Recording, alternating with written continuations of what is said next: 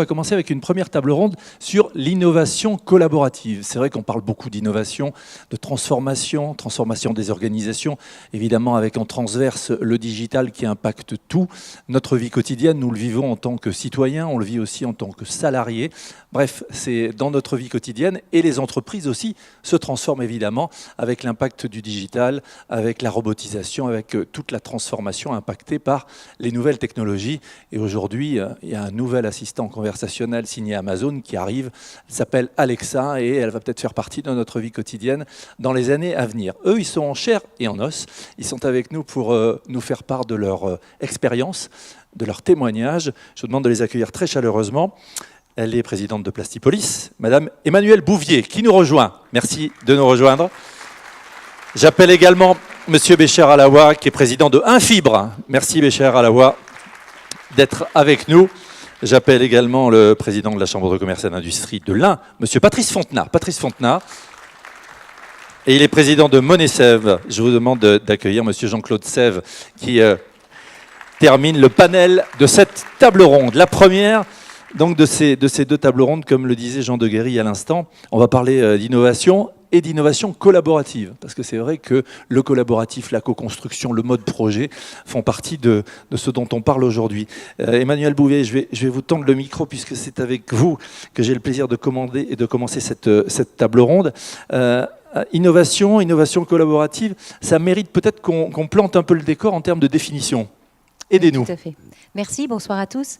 Alors en effet, quand on parle d'innovation collaborative, il y a deux mots, innovation et collaborative. Et souvent dans ces deux mots, on met beaucoup de choses. Et parfois, c'est aussi un peu réducteur. Souvent, l'innovation, on la réduit au côté très technologique ou l'innovation produit. Je crois que nos entreprises, en tout cas pour pouvoir continuer à progresser demain, doivent travailler sur tous les pans d'innovation possibles dans l'entreprise, que ce soit l'organisation, que ce soit le côté sociétal, que le côté, bien évidemment, technologique et produit. Un peu démystifier tout ça, en fait. Il faut démystifier tout ça, ça c'est certain. Et ensuite, au-delà de l'innovation en elle-même, il faut démystifier le côté collaboratif qui parfois fait peur. Collaborer, ça ne veut pas dire révéler tous ses secrets, ça ne veut pas dire que les gros vont prendre le pas sur les plus petits, ça ne veut pas dire que comme on est petit, on n'a pas le droit d'oser.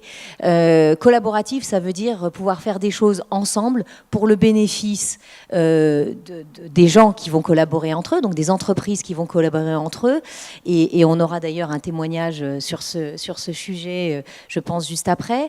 Mais ce côté collaboratif, ça permet de mitiger le risque. Parce qu'on doit toujours prendre des risques et tous les entrepreneurs qui sont dans la salle le savent forcément. Et quand on prend des risques, le côté collaboratif, et notamment dans l'innovation, qui est souvent aussi un grand point d'interrogation, permet de limiter ou en tout cas de le partager. Ça permet aussi d'avoir des idées à plusieurs. Oui, on est plus fort à plusieurs. Exactement. Parce qu'on a toujours tendance à se dire, bon voilà, j'ai de la R&D, je la garde pour moi, et surtout je ne partage pas, parce que quelque part, c'est des concurrents qui vont faire à ma place. C'est ça. Et c'est tout le rôle de Plastipolis, de trouver les bons partenaires pour des projets de ce type, pour vous aider dans ces diagnostics, parce que c'est le rôle d'un pôle de compétitivité. Ouais, un rôle d'ensemblier, j'allais dire, et puis d'aider à cette dynamique. Merci en tout cas d'être avec nous. Bécher Alaoua, belle histoire de famille, une PME, précurseur de la transformation plastique, c'était en Syrie, et une histoire franco-syrienne, Oyonnax, la Syrie. Il était une fois. Alors moi, je suis effectivement originaire de Damas, de Syrie, et j'ai eu un premier contact avec Oyonnax quand j'ai voulu faire mes études, parce que Oyonnax était réputé pour son école de plasturgie. Donc je suis venu une première fois en 1980. Comme quoi, quand on parle de rayonnement international, je peux vous dire que ce sont des Allemands, des Italiens, des gens de toute nationalité du domaine de la transformation des matières plastiques qui m'ont conseillé Oyonnax à l'époque. Donc je suis venu ici. Et puis, une fois que j'avais terminé mes études, après un BTS, j'ai fait le CNAM aussi. J'ai eu un master au CNAM à Paris. Et puis, je suis rentré en Syrie. J'ai créé une première entreprise, puis une deuxième en 86 et en 90 dans le filage à chaud. Donc, le filage à chaud, c'est de l'extrusion de filaments textiles. Et bon, ça s'est très bien passé. J'ai même épousé ma femme qui est d'origine d'Oyonnax, donc ce qui a pérennisé ma relation. Le lien est encore plus fort, ouais, on est Voilà. d'accord. Ouais. Et même mon plus grand ami d'études est devenu mon beau-frère. Voilà. Donc, effectivement, j'avais de très bons rapports avec Oyonnax. Par contre, je suis rentré en Syrie et j'ai commencé à travailler là-bas. Ça se passait très bien. L'entreprise évoluait, on avait un très bon taux de croissance. Des marchés à l'international. Je vendais entre 60 et 85% de mon chiffre d'affaires se faisait sur l'international. Jusqu'à la guerre civile. Jusqu'à la guerre civile où ça n'allait plus. Et puis j'ai décidé avec ma femme de venir en France. Alors là, il y a une histoire quand même hallucinante, c'est que vous allez rapatrier tout l'outil industriel en plusieurs fois, j'allais dire presque en bagage accompagné, je schématise. En partie, Ouais. j'ai une infime partie de mon entreprise, j'ai pu la rapatrier en France, mais ça m'a permis de commencer mon entreprise. Mais je l'ai rapatrié, cet outil de travail, je l'ai rapatrié en 14 dispatchs. Alors que normalement, ça pouvait se faire en une fois. Ça m'a pris 6 mois de le faire, alors que ça pouvait se faire en une journée. Quand on a une concentration aussi importante d'entreprises expertes dans ces domaines, dans le domaine des textiles techniques où vous êtes, qu'est-ce qu'on a envie de dire Alors, il y a une chose. Pourquoi on a choisi la France? Ouais. Bon, on était certes français. Et Oyonnax en particulier. Et Oyonnax en particulier. Alors, la France, pourquoi? Parce que c'est quand même un pays où le textile technique est très évolué. C'est une des plateformes les plus importantes de production de ce genre de produits en Europe. La France se place juste derrière l'Allemagne dans ce domaine-là. Et puis, pourquoi Oyonnax? Parce que moi, j'ai très vite compris qu'on ne pouvait pas commercialiser un produit industriel plus que 5 ans sur le marché. Il fallait toujours rebondir avec de nouveaux produits, faire de la R&D tout le temps. Donc, avoir ce coup d'avance et innover. Hein. Oui, tout à fait. Donc à Oyonnax, je trouvais vraiment ce qu'il fallait pour y aller, Et avec toutes ces infrastructures et ces entreprises qui font de la construction mécanique, qui sont à la pointe de la technologie et qui font aussi de l'automatisme, de la robotisation, etc. Donc il y avait tous les services concentré dans une toute petite surface géographique. Donc on a cette proximité qui fait qu'aujourd'hui, et on en reparlera tout à l'heure, Fibre est maintenant en pleine expansion et vous nous raconterez avec le pôle de compétitivité comment ça se passe. Jean-Claude Sève, on parlait tout à l'heure avec Jean Deguerry, avec Michel Perrault, avec Jérôme Schmitt de toute cette dynamique du territoire. Elle est aussi là parce qu'il y a diversité de secteurs d'activité et en particulier celui que vous représentez. On parle d'innovation. En fait, il n'y a pas plus innovant que le bois, même si le bois, c'est la tradition. Ah, vous savez que Ça fonctionne. oui. Ouais. Oui, le bois est le plus vieux matériau du monde. Ouais. Mais Posez bien votre micro sur le menton. Mais on peut dire qu'il est aussi le plus récent parce que quand vous construisez par exemple une maison en bois, eh bien le bois n'était pas bois il y a 30 ans. Et c'est pour ça qu'il y a cette fameuse qualité du bois qui est un matériau renouvelable qui permet justement qui vient de la forêt et qui est créé par justement ce merveilleux outil qui est la forêt qui transforme justement le gaz carbonique de notre planète et qui le transforme en bois justement avec le merveilleux système de la photosynthèse. On crée un matériau noble, d'actualité, moderne, et en même temps on fait du bien à la planète. Et voilà, je peux vous dire que quand on arrive dans la vallée, c'est la première chose qu'on voit. C'est ces bois, cet environnement, cette nature. Alors la vallée d'Oyonnax en particulier est magnifique, puisque la forêt d'Oyonnax, qui est une des plus grandes du département, comporte des forêts, des arbres qui sont des sapins, qui sont absolument magnifiques, et qui font de très belles poutres pour les charpentes. Et voilà, et c'est notre métier. Moi, et puis c'est votre passion aussi. Je ne suis pas né en Syrie, mais par contre, je suis né dans la Syrie. Très bon, ça c'est très bon. Des applaudissements pour ce jeu de mots de Monsieur Sève, qui a justement la sève de l'entrepreneuriat qui coule dans ses veines. Parlez-nous de cette histoire de famille, parce que histoire de famille et histoire d'innovation, parce qu'il y avait combien de Syries il y a quelques années? Il y en avait une soixantaine. Dans le département de l'Ain, je crois qu'il y a à peu près 50 ans, il y avait 80 Syries. Il y avait une scierie par village. Et ces scieries, évidemment, étaient des scieries qui, la plupart du temps, étaient menées par des entreprises qui faisaient comme scierie qui sciait le bois, mais qui utilisait le bois qu'elle sciait pour faire des charpentes, pour faire des maisons, pour faire des escaliers, pour faire des produits qui étaient Comment vraiment on fait, pardon de vous couper, pour être le leader français aujourd'hui avec près de 600 collaborateurs quand on voit qu'il ne reste plus que 5 acteurs aujourd'hui? Oui, alors là, vous allez traverser les âges, bien entendu, parce que ça, c'est pas fait en un jour. Ouais. Non, le métier de la scierie, l'industrie de la scierie s'est transformée, s'est concentrée. Aujourd'hui, dans le département de l'Ain, mais en France, en général, on a la même proportion. Il n'y a plus que 5 ou 6 scieries aujourd'hui dans le département de l'Ain. Et ces 5 ou 6 scieries transforment la même quantité de bois qu'on transformait il y a 20 ans ou 30 ans ou 50 ans. Et vous êtes modeste, mais c'est l'innovation qui fait que vous êtes là, le premier. Bien entendu, c'est l'innovation, c'est le développement des techniques de transformation du bois, c'est l'informatisation. Aujourd'hui, une scierie, c'est quelque chose de très compliqué. C'est fini les roues à eau et les vieilles scieries qu'on a connues dans nos régions, puisque c'était des moulins, bien entendu. Et aujourd'hui, on a des entreprises qui sont extrêmement modernes et qui ont beaucoup d'informatique et qui nécessitent en fait d'avoir des qualités de main-d'œuvre et des cadres qui sont qui doivent être formés de manière très puissante. Très pointue. Alors, Patrice Fontenat, quand on voit ces passionnés, quand on voit, je crois qu'il y a à peu près 17 000 entreprises sur tout secteur confondu sur le département de l'Ain, on est un président fier. Il y a une vraie richesse, et quand on parle de l'innovation, c'est aussi lié à cette diversité de secteurs d'activité, diversité de taille d'entreprise aussi et d'entrepreneurs. Oui, je crois que c'est une grande particularité de notre département d'avoir une grande diversité d'entreprises, de métiers. On a 9 filières d'excellence qui sont uniformément réparties sur le département. On a beaucoup d'industries à la campagne et tout ceci participe à cette grande richesse. Un beau maillage territorial aussi. Effectivement, tous les territoires ont différentes forces, communiquent entre eux, parce qu'on a la chance d'avoir un département qui est très bien relié par différents, que ce soit à la fois le train, à la fois les routes, et puis la mobilité aussi numérique, puisque on est un département qui est relativement en avance en matière de mobilité numérique. On parlait tout à l'heure de transition digitale. Bien sûr, ça participe à tout ça, et ça permet effectivement à nos entreprises de se développer, même dans des endroits qui sont un petit peu reculés. Il y en a de partout, et c'est cette énorme richesse avec bien sûr une main-d'œuvre qui est très efficace et très agile.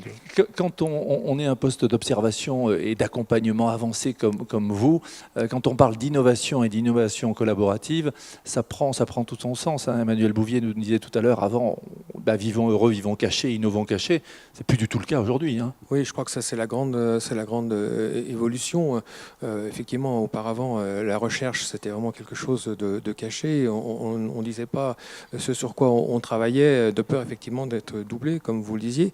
Je crois qu'on s'est rendu compte aussi que quelquefois, chercher tout seul, c'est le risque de ne pas y arriver, ou de prendre du temps. Et effectivement, d'autres aussi réfléchissent et peuvent aboutir plus rapidement. Et donc maintenant, on réfléchit, et les pôles de compétitivité, c'est vraiment le plus bel exemple, c'est qu'en fait, on s'aperçoit qu'en discutant avec d'autres, en partageant avec d'autres, c'est le grand mot à la mode, le partage, et bien on arrive effectivement à progresser plus vite. On partage le risque, bien sûr, il faut partager la richesse qui en découle, mais on est sans doute un peu plus sûr d'aboutir à. On parle souvent de la solitude du manager, la solitude du patron, de l'entrepreneur. Donc là, du coup, on se serre les coudes aussi. Effectivement, on échange, et souvent, et c'est tout l'intérêt des pôles de compétitivité ou l'intérêt de la Chambre de commerce, c'est de mettre en relation des chefs d'entreprise qui, naturellement, ne se seraient peut-être pas rencontrés, imaginant qu'ils sont sur des dossiers complètement différents, et tout le savoir-faire, en fait, il est de faire rencontrer ces personnes d'horizons complètement différents, de réflexions différentes, de modes de réflexion différents, et chacun apporte sa richesse, et forcément, ils ont plus de chances d'aboutir. Voilà. Alors après, bien sûr, il y a toujours le risque, je vais faire prendre mon idée. Je crois qu'on a dépassé ce stade. Maintenant, je crois que l'idée, c'est d'aboutir rapidement, plus rapidement que les autres. Oui, puis quand on réussit ensemble, quelque part, on réussit aussi chacun. Hein, Oui, bien sûr. Alors, justement, il y a une grande fierté. Je me tourne vers vous, Emmanuel Bouvier, chef d'entreprise, Plastibel. Et là, fierté d'être la patronne, hein, celle qui pilote ce pôle, Plastipolis. Un an, j'ai envie de dire bon anniversaire presque. Merci, Ouais, oui, voilà. c'était il y a pile un an. Alors quand on parle de cette innovation collaborative, de mettre tout ça en mouvement, de créer du lien, Jérôme Schmitt disait tout à l'heure, ouvrez les portes de vos entreprises, c'est un beau challenge parce que, comme vous le disiez Patrice Fontaine, quand on a le nez dans le guidon, forcément, parfois on se dit j'ai pas le temps et pourtant. C'est vrai, c'est vrai. Je crois qu'il faut vraiment voir ça comme un investissement. On a tendance à se dire, quand on est chef d'entreprise, on a des tas de sujets à s'occuper. Il y a toujours quelque chose qui est sur le feu. Et on se dit, finalement, le temps que je vais y passer est improductif à l'instant T. Je crois qu'au contraire, le fait de partager ses idées, ses réflexions, ses envies, en tant que chef d'entreprise, on a en général plusieurs idées qui nous viennent par heure. Et le fait d'avoir des gens avec qui on peut les partager, si ces personnes-là, que ce soit en effet dans les CCI, dans les pôles, au niveau d'IPC, auprès des syndicats de la profession aussi, si ces personnes-là rebondissent en vous disant mais vous savez, il y a d'autres personnes qui sont en train de réfléchir à des sujets similaires, vous devriez venir à un atelier. Je pense que là, vraiment, on crée de la valeur pour nos entreprises. Et alors, quand vous créez de la valeur, vous les accompagnez, vous les aidez à créer de la valeur. Qu'est-ce que fait Plastipolis ? On définit la feuille de route parce qu'il faut se donner un cap, on dit toujours, et tracer la voie, j'allais dire. Oui. Alors ça aussi, c'est quelque chose un peu à démystifier. En effet, c'est-à-dire que ça paraît toujours une grosse nébuleuse, mais Bécher pourra en parler aussi, je pense, Qu'est-ce que vous faites ? Voilà, un petit peu après. Donc, il faut partir d'une idée, bien sûr. Alors nous, on est là pour accompagner. On a aussi des offres de services au-delà de la labellisation des projets. On parle toujours de la labellisation des projets. Ça, c'est le moment ultime, quelque part, de l'idée. Mais à la base, il faut avoir une idée. Et donc, notre rôle, c'est aussi d'accompagner les entreprises à avoir des idées, à ne pas avoir peur d'avoir des idées. Parce que des fois, on se dit aussi dans son entreprise, mais moi tout seul, qu'est-ce que je vais avoir comme idée ? Non, ça vient au travers on a tendance à reproduire ce qu'on fait, puisque ça marche bien. Hein. Absolument, absolument. Donc on peut faire partie de groupes, on peut se faire accompagner pour fédérer ces idées avec justement les organisations de la profession.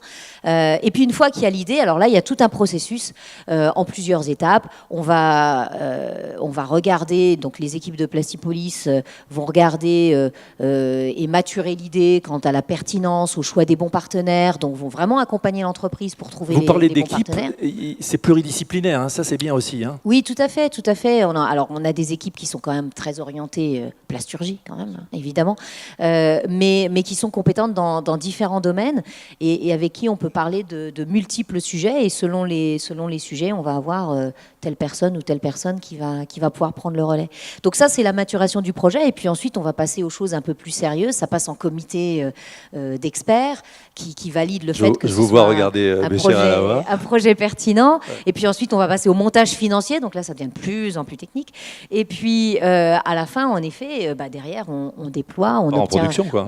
On obtient des résultats, on labellise, on obtient des subventions, parce que c'est aussi notre rôle de trouver des subventions pour accompagner les idées pertinentes des entreprises. Cette année, on a eu 3 projets sur 5 proposés qui ont été retenus. Je pense que c'est un beau résultat pour le pôle et une belle marque de confiance. Parlez-nous un peu de Infibre. Alors, comment ça s'est passé là ? Mais tous les deux, là. Déjà vous, Emmanuel, racontez-nous. Il est venu... Alors moi, j'étais pas là au moment où les choses ont commencé. C'était avant que je démarre mon mandat. C'était à l'époque de Daniel. Mais oui, en effet, c'est venu d'une idée. Je pense que Bécher, vous allez raconter ça mieux que moi. Et surtout, une proximité que vous avez eue avec les équipes. Je pense que c'est ça qui est important parce que c'est ce côté, souvent, on a un peu peur de la lourdeur administrative que ça peut représenter. C'est là que les équipes sont importantes. Voilà. Oui. Alors justement, ça, c'est des beaux messages à passer à l'assistance. Oui, c'est possible et non, c'est pas si chronophage que ça. Alors, moi, je suis venu m'installer à Oyonnax. Je n'avais pas vraiment de contact avec toutes les infrastructures. Par contre, très vite, on a été mis en relation avec tout le monde et tout le monde nous approchait. C'est pas nous qui allons chez eux, c'est eux qui venaient à nous. C'est ça ce qui est la force de la région. Donc, on a été, si vous voulez, propulsés dans le domaine. Et le chic de Plastipolis, c'était de voir que, alors que notre métier était destiné au textile, qu'on était bel et bien dans la plasturgie. Et ça, les gens ne le voient pas forcément. Donc ça a été très vite décelé par les différentes personnes de Plastipolis. Parce que par exemple, pour les non-initiés, les produits que vous faites chez un ça va au textile. Ça ne va pas du tout dans le domaine de la plasturgie. Hein. C'est très différent. Mais par contre, on fait de l'extrusion. Donc c'est bel et bien un outil de transformation des matières plastiques. Alors comment on est entré dans le projet collaboratif? C'est grâce à un centre technique, c'est l'IFTH, l'Institut français de textile et d'habillement, qui a une plateforme qui étudie les différentes fibres textiles, synthétiques, de la même qualité que la nôtre. Donc ils ont bien vu qu'on pouvait faire ça, ils nous ont demandé de rejoindre un projet. Et j'ai accepté, et c'est là que j'ai commencé à rencontrer les différentes personnes de Plastipolis. Alors, il faut dire que le dossier a été accepté très facilement. Ça a été accepté, le budget a été accepté avec une toute petite remise. Qu'est-ce que ça permet de faire Alors, ça fait sauter des verrous techniques, ça permet voilà, de passer la marche au-dessus? On nous demandait de faire sauter 2 verrous technologiques, et puis donc on est pratiquement arrivé à ça grâce à une collaboration avec les différents partenaires. Voilà, on est en plein dedans, hein, Ouais, innovation collaborative. Hein. Et rien que plus tard qu'hier, on était en train de regarder des résultats qui ont été donnés par un des partenaires, par l'INSA et par l'IFTH.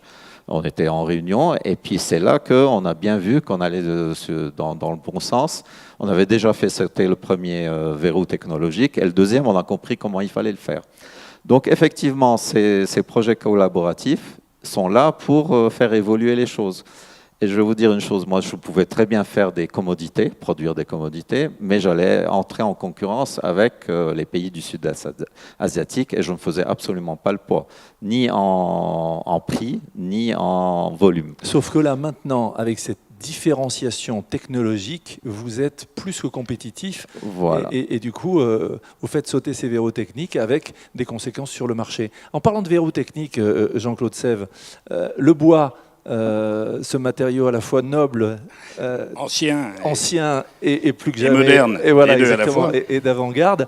Il y a plein de choses qu'on n'imagine pas. On peut faire maintenant des immeubles de grande hauteur en bois. Il y a des poutres. Parlez-nous, en passionné de votre métier, de ce que vous faites. Effectivement, qui sait aujourd'hui que, par exemple, le Stade de Nice, qui est un stade de football que peut-être certains connaissent, pas de rugby, mais je crois qu'on joue au rugby aussi au Stade de Nice, le Stade de Nice est en bois. Complètement. Aujourd'hui, on peut construire des immeubles de 25 étages en bois.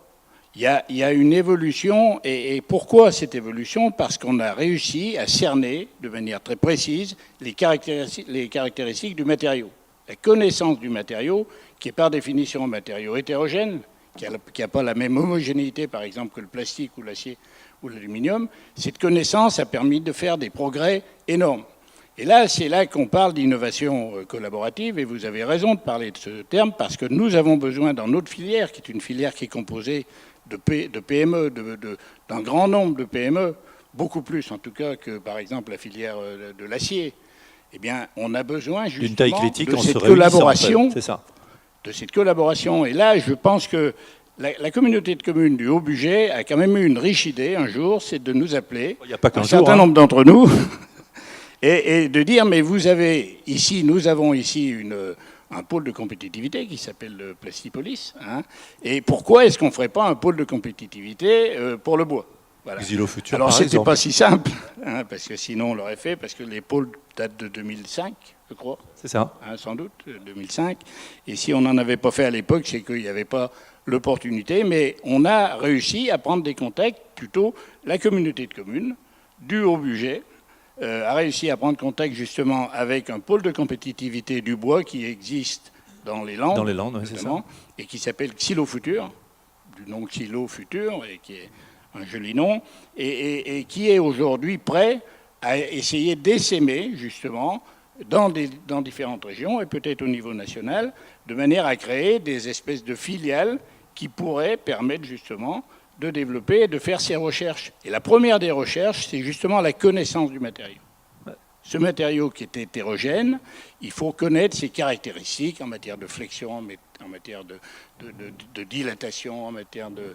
Voilà, et tout ça, je pense que... Monsieur le Président, parce que très beau projet. vendredi, je vous appellerai Monsieur le Président, hein, donc, puisque c'est vendredi. Oui, il semblerait, oui, d'après ce qu'on m'a dit.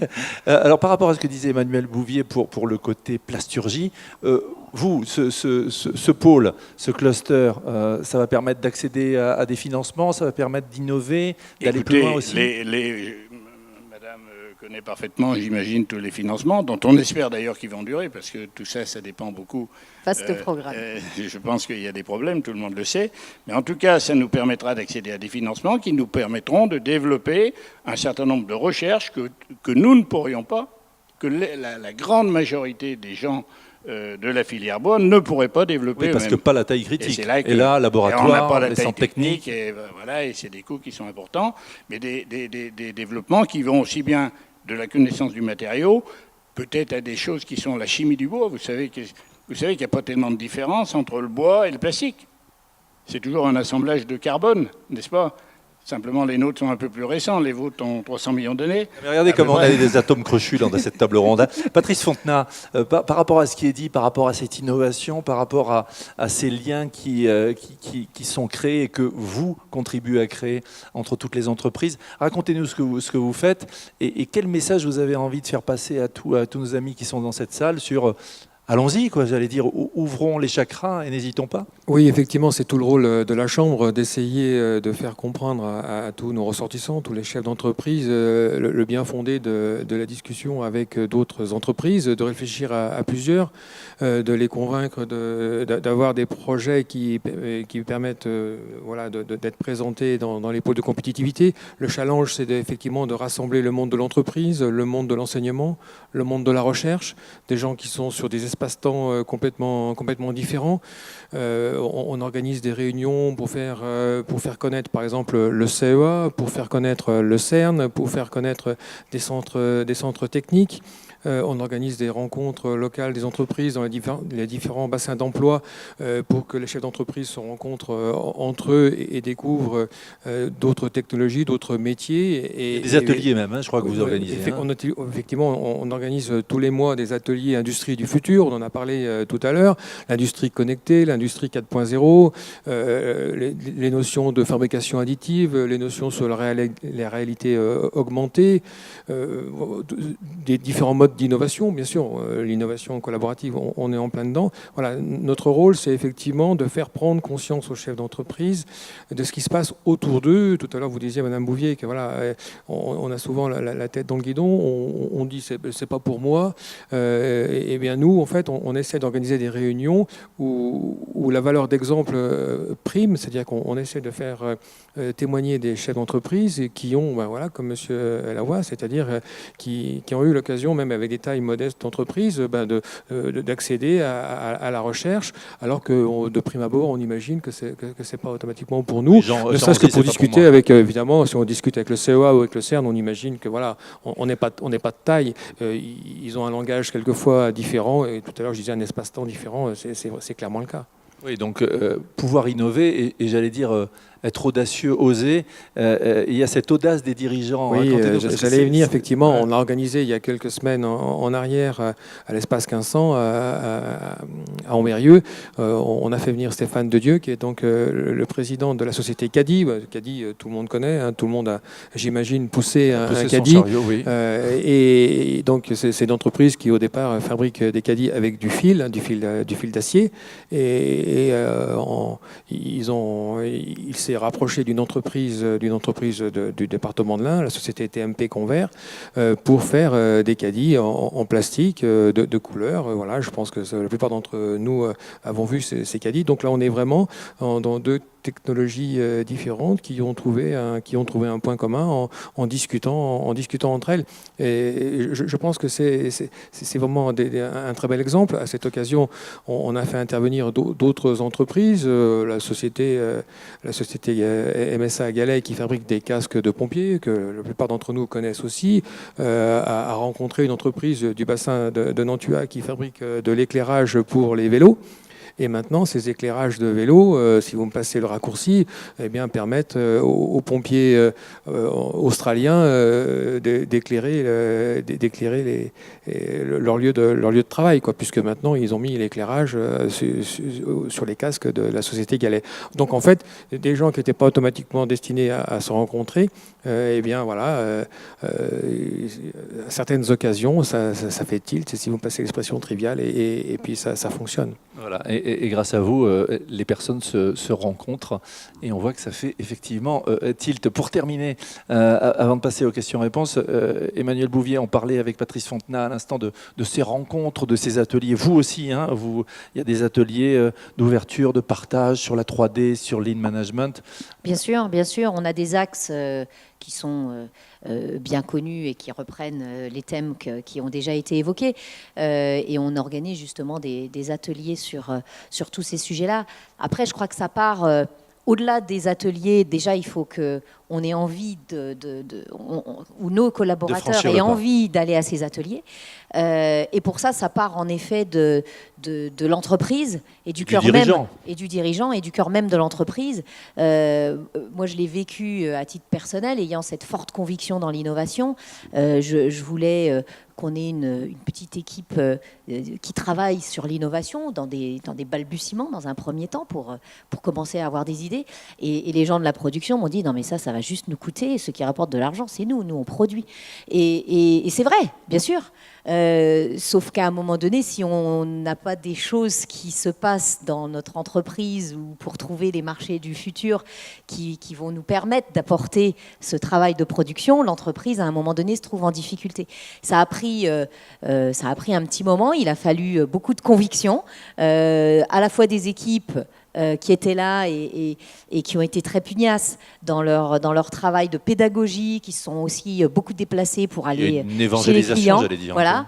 Et puis, à la fin, en effet, les personnes qui étaient plus opérationnelles en production disaient eux-mêmes qu'ils avaient besoin de l'innovation pour avancer. Et ça, je l'ai vécu comme une belle réussite de changement d'état d'esprit au sein de l'entreprise. Un message pour terminer à ceux et celles qui sont dans la salle pour y aller, qu'est-ce que vous leur diriez ? Je pense qu'on est tous des innovateurs dans l'âme, donc il faut juste oser en parler. Il n'y a pas de sotte idée. Le plus important, c'est d'avoir des idées. Voilà, le message est passé. Bécher Alaoua, un message de conclusion avec le sourire de voir son entreprise aller vers l'innovation toujours et encore. Alors moi, je peux vous confirmer une chose, c'est que Plastipolis, en tant que pôle de compétitivité, qui a décerné à Infibre l'année dernière le label de pôle innovante entreprise innovante des pôles, et derrière les gens qui veulent innover, Plastipolis et les autres pôles d'ailleurs. Et ils sont non seulement ici pour labelliser des projets, participer à vous faire connaître des entreprises qui voudraient partir sur d'éventuels projets, mais aussi ils sont là pour vous soutenir dans trouver des financeurs, faire la connaissance de pas mal de clients, d'éventuels clients, de fournisseurs. Ils sont là vraiment. Il y a un réseau qui est très important chez Plastipolis.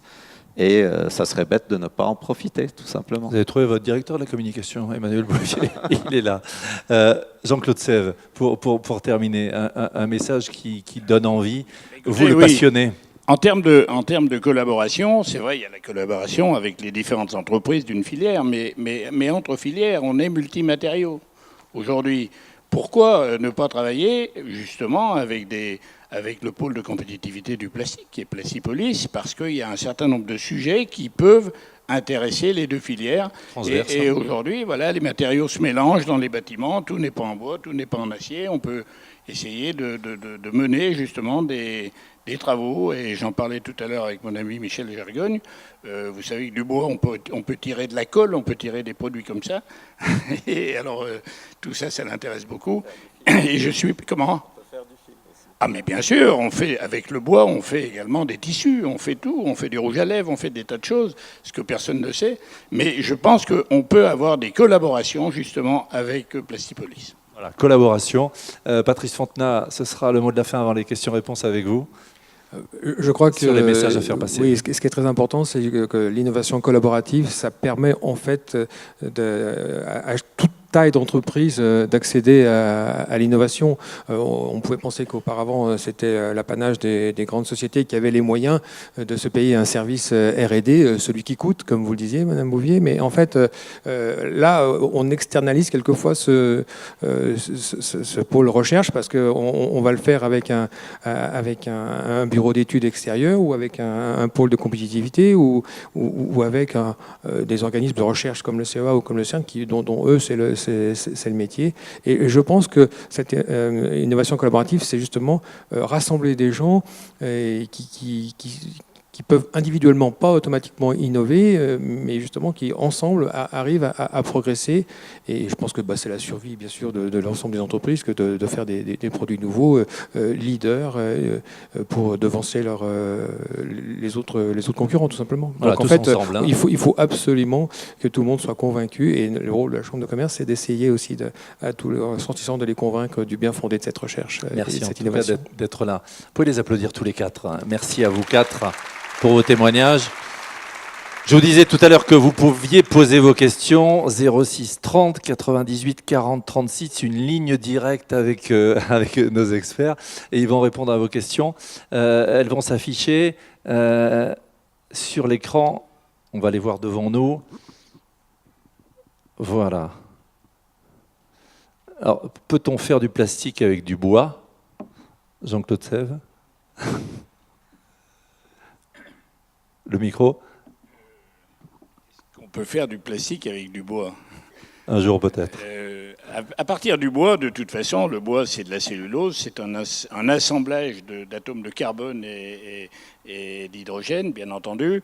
Alors, je ne dirais pas qu'on va faire du plastique, autant aller directement au produit, mais effectivement, on peut faire la même chose qu'on fait avec le plastique, et un grand nombre, en tout cas un grand nombre de produits, comme les tissus, comme des colles, comme des choses comme ça.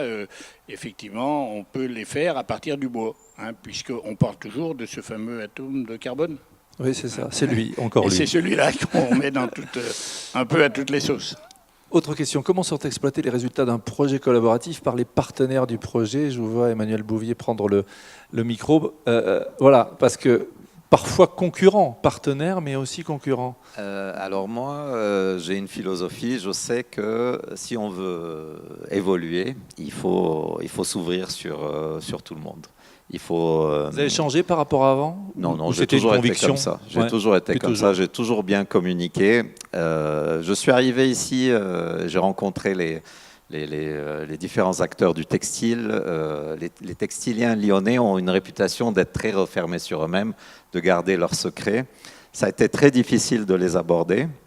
Mais bon, j'ai cette méthode-là où je communique beaucoup. On peut perdre des plumes dans cette méthode-là, mais on gagne beaucoup plus qu'on ne pense. Voilà. Et Emmanuel Bouvier, et puis il y a une autre question qui Oui, vous concerne, innovation dans la plasturgie ou innovation toutes industries? J'enchaînerai aussi sur Ouais, celle-là. volontiers. Juste un petit mot pour rebondir sur ce que disait Bécher Alaoua. Alors déjà, c'est fixé. Quand on a un projet collaboratif, il y a un cadre dans le projet. Donc la façon dont les résultats sont exploités dépendent de chaque projet. Mais la confidentialité, évidemment, est entre les membres du projet. Donc les personnes extérieures n'ont pas accès, évidemment, à ces résultats. Par contre, si on a en effet des sociétés potentiellement concurrentes dans le même projet, elles ont accès, bien évidemment, aux mêmes résultats, puisqu'elles ont toutes les deux contribué. Par contre, je voudrais juste dire un mot, c'est que je crois qu'il faut aussi parfois ne pas se restreindre en se disant que nos concurrents sont nos voisins, enfin nos voisins de palier. Je crois qu'en fait, nos concurrents sont ailleurs et que ce qu'on va trouver retrouver ensemble de façon proche et en proximité, ça va nous aider à grandir. Donc voilà. Ensuite, sur le côté innovation dans la plasturgie ou toutes industries, la plasturgie, c'est une filière transverse qui sert de nombreuses industries, qui sert évidemment tout ce qui est packaging au sens large, mais qui sert le transport, qui sert la santé, et je veux vexer personne, mais qui sert l'ensemble des industries. Je ne pourrais pas toutes les citer. Donc, l'innovation, et nous on travaille de façon très proche en tant que pôle de compétitivité avec d'autres pôles qui eux servent des industries. Par exemple dans la mécanique ou dans la métallurgie ou potentiellement demain sur des sujets bois, on parlait du textile où là on va être sur des industries particulières. Il est souvent nécessaire de travailler ensemble et c'est tout l'intérêt, c'est qu'on se connaît assez bien, on rencontre régulièrement nos collègues pôles de compétitivité et non pas concurrents parce qu'on est complémentaires. Donc c'est ça aussi l'intérêt, c'est de pouvoir aussi dans certains cas avoir des projets qui sont portés par plusieurs pôles, plusieurs filières, des filières verticales et des filières transverses. Autre question, l'innovation collaborative ne freine-t-elle pas le temps de développement des produits? Peut-être vous, Bécher Lawa? Il y a un souhait peut-être en termes de durée. C'est un peu particulier parce que je n'avais pas le choix. Je devais faire de l'innovation. Donc je devais faire de la recherche, du développement pour que je puisse m'introduire sur le marché avec des produits nouveaux.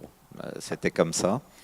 Mais c'est sûr que déjà dans mon entreprise d'origine, dans mes 2 entreprises d'origine, je faisais vraiment ça. C'était ça mon travail le plus important. Et je faisais beaucoup d'innovation, je me chargeais de ça et puis l'entreprise roulait normalement sur d'autres produits qu'on produisait normalement. Et il faut, je pense, que chaque entreprise ait un département de R&D assez avancé pour pouvoir garder sa place sur le marché, tout simplement. On n'a pas le choix. Patrice Fontenay, oui. et puis Jean-Claude Sèvres. Je crois que c'est effectivement tout l'inverse. Effectivement, moi je ne pense pas que ça freine, je pense que ça accélère ou même ça permet d'avancer parce que quelquefois dans l'innovation, on bute sur des sujets qui ne sont pas du tout du ressort de l'entreprise parce qu'on assemble différentes technologies et on ne peut pas être omniscient dans toutes les technologies. Et je pense que si on va chercher cette connaissance avec d'autres entreprises qui sont dans d'autres domaines d'activité, ça permet effectivement d'avancer plutôt que de rester là, buté, en essayant de trouver tout seul et forcément on n'avance pas. Tout à l'heure on parlait moi je voulais rajouter sur le sujet de la propriété industrielle. On organise à la Chambre de commerce et d'industrie des rendez-vous avec l'INPI, la propriété industrielle, pour gérer justement l'après, une fois que le produit a été imaginé et trouvé éventuellement avec différentes sociétés, différentes entreprises, il faut se protéger derrière et donc cette notion de propriété industrielle est une notion qu'il faut rapidement aborder en fait. Elle est clé pour éviter copie, contrefaçon et distorsion de marché. Jean-Claude Sèvres, vous vouliez réagir et il y aura une question pour vous en tant que dirigeant d'une des plus grosses scieries européennes. Pouvez-vous nous dire sur quels axes votre stratégie d'innovation va porter? Voilà, ça sera en deuxième position après votre réaction. Certainement sur 2 axes. Il y aura un axe qui sera la chimie du bois. Certainement, à partir des différents produits, puisque vous savez qu'un arbre, il est composé d'une partie bois, d'une partie écorce, il y a également une partie énergie. Il y a donc toute une utilisation globale du bois et il y a des sujets qui ne sont pas développés encore, comme par exemple la chimie du bois, et on peut extraire de ces différents produits qu'on a souvent du mal à commercialiser. Et le deuxième axe, sortir des produits vraiment qui sont... Mais je voulais revenir sur le problème un des défauts de ça peut être la longueur des dossiers, le temps qu'il faut pour... Et ça, je crois qu'il faut se méfier de ce point-là. On risque d'allonger les dossiers. Il y a les problèmes des dossiers qui sont importants en matière de financement, etc. Je crois qu'il faut qu'on fasse des choses simples. En tout cas, si on a l'ambition de faire quelque chose avec Silo Futur, on veut essayer de réduire au maximum les dossiers et surtout Pas d'usine à gaz. pas d'usine à gaz, et parce que ça, je crois que c'est quelque chose qui décourage quelquefois les entreprises de se lancer dans Oui, et puis on se dit, il va falloir la paperasse à remplir et voilà. Et voilà, il ne faut pas que ça devienne une usine à paperasse. Voilà. Dernière question, l'innovation collaborative s'apprend-elle pour qu'elle soit efficace? Je pense que oui, moi je pense qu'effectivement ça s'apprend parce qu'on ne travaille pas automatiquement facilement avec les autres. Il faut apprendre tout d'abord à se connaître en fait, à s'écouter, à comprendre comment fonctionnent les autres. Aussi, hein. Et quand je parlais tout à l'heure le monde de l'entreprise, le monde de la recherche, qui sont clairement des mondes qui ne se comprennent pas de prime abord, parce que oui, l'académique et puis le monde de l'entreprise aussi. Et puis je parlais de l'espace-temps, enfin voilà, le monde de la réflexion dans les centres de recherche, il peut être très long. Ils ne sont pas automatiquement sur une logique de rentabilité. Oui, puis les ambitions ne sont pas les mêmes. C'est la différence entre le just in time et le just in case. Il faut effectivement que chacun apprenne à comprendre comment l'autre fonctionne, comment l'autre raisonne, et à ce moment-là, mais c'est la même chose d'ailleurs pour le domaine de la recherche, qui doit aller voir comment fonctionne une entreprise, parce que c'est complètement différent, et donc ça s'apprend. Et il faut apprendre le langage de l'autre. Voilà, exactement. Apprendre à se parler. Emmanuelle Bouvier, pour terminer. Je suis tout à fait d'accord avec ça. Et puis, au-delà de ça, je crois qu'un état d'esprit d'innovation, ça se décrète pas. Ça s'apprend, ça se transforme au quotidien dans l'entreprise et ça se nourrit.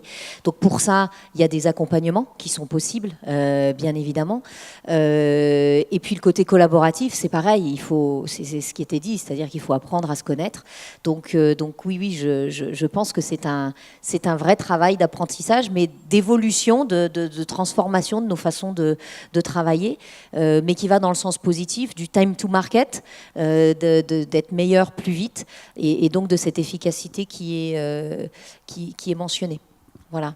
Merci. Oui. Ah, un souhait. Alors, à formuler. C'est que quand vous montez un dossier, il y a la partie budget.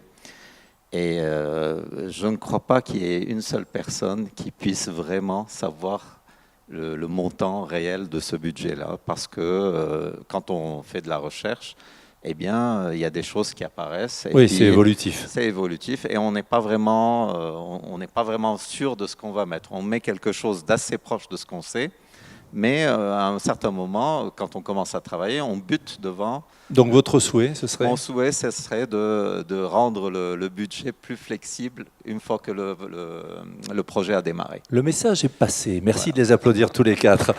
Emmanuelle Bouvier, Bécher Alaoua, Patrice Fontenard et Jean-Claude Sèvres. Merci à vous.